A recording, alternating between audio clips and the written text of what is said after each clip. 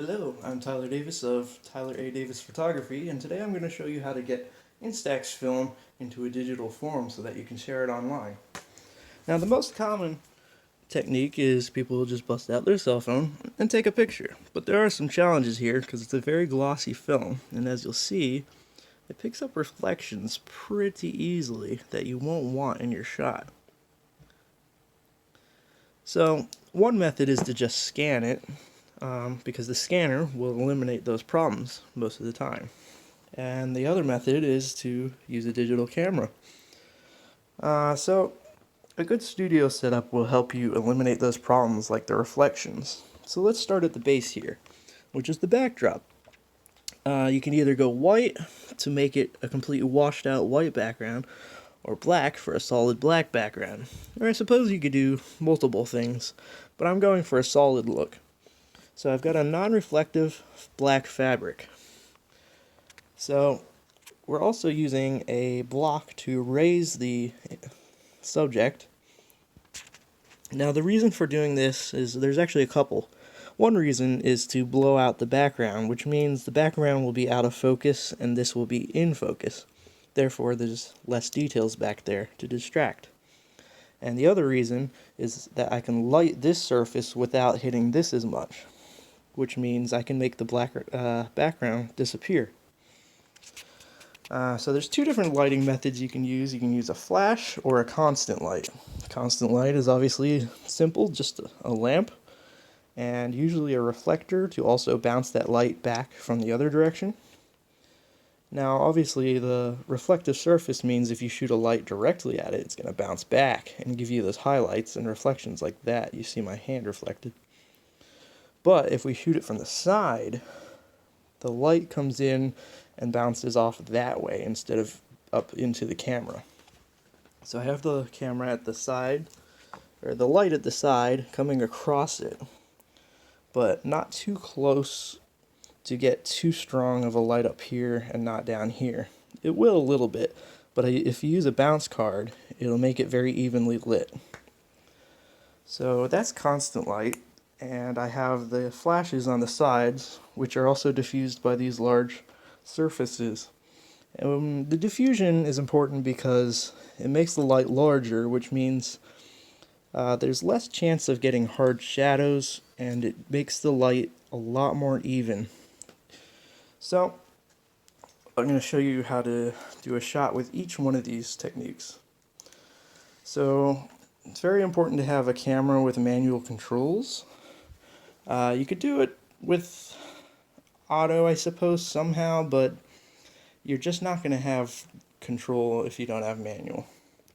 So here's what we're looking at. You can already see that background disappearing. So I'm going to zoom right in. This is not a fancy camera, but it's got the manual controls we need to do this.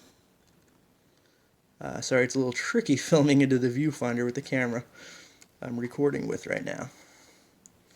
So I've got it down there on the box, and then all we have to do is swap out the pictures one by one, and then we just adjust it bit by bit until we figure out what looks best.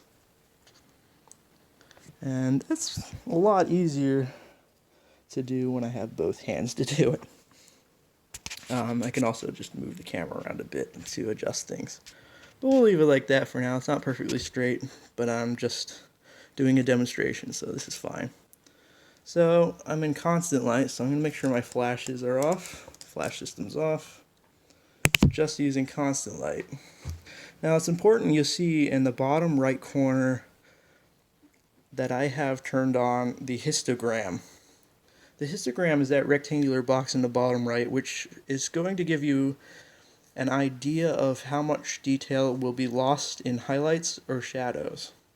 So the bottom left side of it has a lot of mass because there's a lot of dark in this image. The far side left wall, let me change my exposure to demonstrate this. Oops, I've stopped.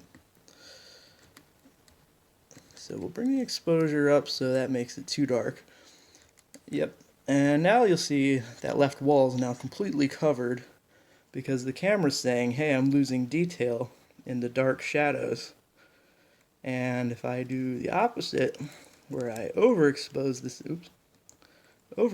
this image, you'll see now it's on the other side, and you have this peak on the left side, the right side, my bad. That the right side will be showing that you're losing details in the highlights. And that means in editing, you can't bring back those details. If you've blown out the image, it's just gone. Now, you have more room to work with if you're using raw files. They will get that extra detail. But if you're shooting JPEG, you gotta be extra careful not to lose those details in the sides. So let's set our exposure so that it looks good. At least there's a live preview on these Sony cameras so you can have an idea of what you're getting before you even snap it. That looks okay. We also have to watch the white balance here. Now, auto white balance is working fine with this lamp, but if I switch to my flash system, it's not quite accurate. So that basically demonstrates shooting it with the with just the solid lamp. It's pretty easy. You just set the exposure till it looks good.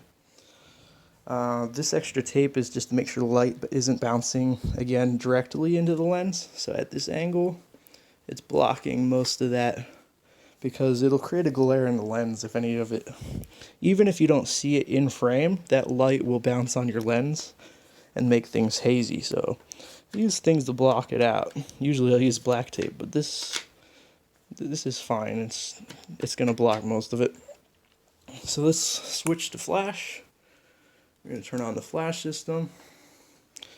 I also usually make sure all the other lights in the room are off with that. So we have the flash system turned on. We're gonna turn off the constant lamp. So now we can control. Oh, I did it again. Shutter speed a little more and bring that up to 400, so I can be sure now that there's not going to be any camera shake, because at lower exposures you will see blurring from camera shake. So now with the flashes, I'm going to use my custom white balance, which I have set to 82,000. I also have it on TTL right now, and TTL mode on flashes means through the lens, which means the camera is working together with the flashes to determine the exposure. The exposure at this point is really being determined by the flashes. They are automatically setting their intensity to the intensity it thinks shows the most detail, basically. So it's not going to blow out the image by going too bright, or likewise it's not going to lose them by going too dark. The flashes are automatically in TTL changing to show the best amount of detail. I'm also using compensation with that. You can see I have it set to negative 1.3, which means it's going to the auto setting, it's going to the automatic amount that it thinks it uses, and then a little bit less intensity, because I set it to negative 0.3. So, sets, and let's look at, yep, we're well within the healthy range on the histograms. You can see them on the right there for the image. And I haven't hit the left wall or the right wall, which means I'm not losing any detail anywhere. And I'll have room in processing to bring up that brightness by moving the edge a little more to the right. Or I can just go back to the compensation here and bring it up a bit more. Let's see, 0.7. And we'll see the difference happen now in the histogram. You can see it's a little more closer to that, sorry, hold on, it went away. You can see now I've gotten it a little closer to the right side. So I've brightened the image without losing any detail.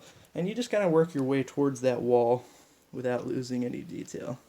Let's just go without any compensation, see how that looks. Yep, it's saying I'm not losing any details, nice and even.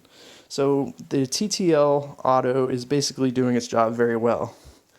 I usually like to shoot manual in my flash as well, instead of TTL, which is setting the intensity myself. But if it works consistently and leaves me room for error, and by room for error I mean on that histogram I have not lost any details in shadow or light. Oh, it's easier to show it this way. So I haven't lost any detail in the shadows or light, which I call room for error because I can now pull the editing either way on the histogram. I have room to play with it. Anyway, this is good enough without getting any too more complicated with it. This is my setup, and well, you can see it works. Now all I have to do is grab each photo, swap it out on there, snap it, and continue like an assembly line. And it works very well. If you have any more questions about this, feel free to ask. I do get back to my commenters, and I will answer any questions I can. Thank you.